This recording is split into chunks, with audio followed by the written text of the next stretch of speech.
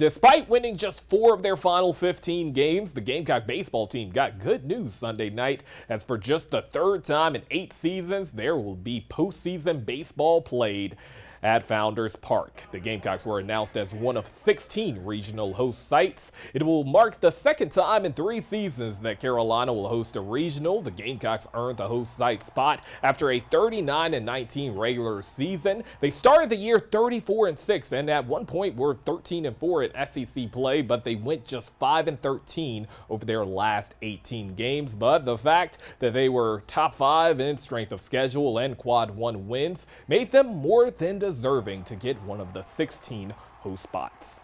Want to go ahead and bring in Locked On Gamecock podcast host and Gamecock Digest writer Andrew Lyon. Andrew, given the 5-13 record over the final 18 games and the poor showing in the SEC tournament, I had my doubts that the Gamecocks would be able to host. From your vantage point, what were some of the things that made Carolina deserving to host a regional? I think it's fair to say that the committee looked at the first 40 games for South Carolina and just felt like that they could not overlook that. I mean, as bad as the Gamecocks have been over the last month, they started out 34-6, and that stretch included a series win over Clemson, which, admittedly helped them out a good bit in the end, and then also a series sweep over the Florida Gators, who are likely going to be a top 3 or 4 seed when those regional sites get announced tomorrow afternoon.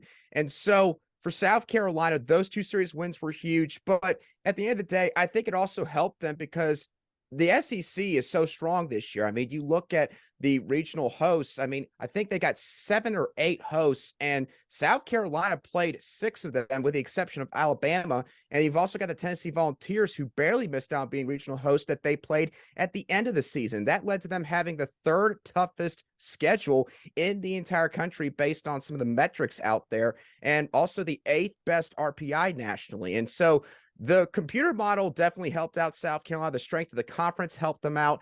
And again, they did just enough at the beginning to build up a big enough cushion to, again, get in by the seat of their pants at the end of the day.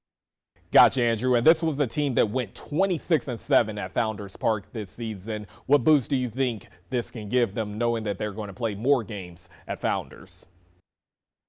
All about confidence, Chandler. All about confidence. This is a team that has been desperately looking for a morale boost of any kind over the past month. Again, when you have these losses pile up, the biggest question everyone starts to ask is, how is it affecting the psyche of the guys in the locker room? And there's probably no doubt that, they've been teeter-tottering on the verge of, wondering, is this a lost season? And now that they're hosting games in Founders Park once again, you got to feel like these guys are going to be rejuvenated. And also some of the guys that are battling injury right now, obviously starting pitcher Will Sanders, first team all SEC catcher Cole Messina. Obviously it all depends on how they're recovering, but that playing games in Founders Park, they're going to be itching to get back out there with their guys. So I think that this was desperately needed for this baseball team, because if they had to travel out to North Carolina or Conway or maybe even Boston to play the Eagles up there at Boston College, that would have been a little bit tougher to get these guys sort of locked in and ready to go for the regionals. So again, cannot emphasize how important it was for them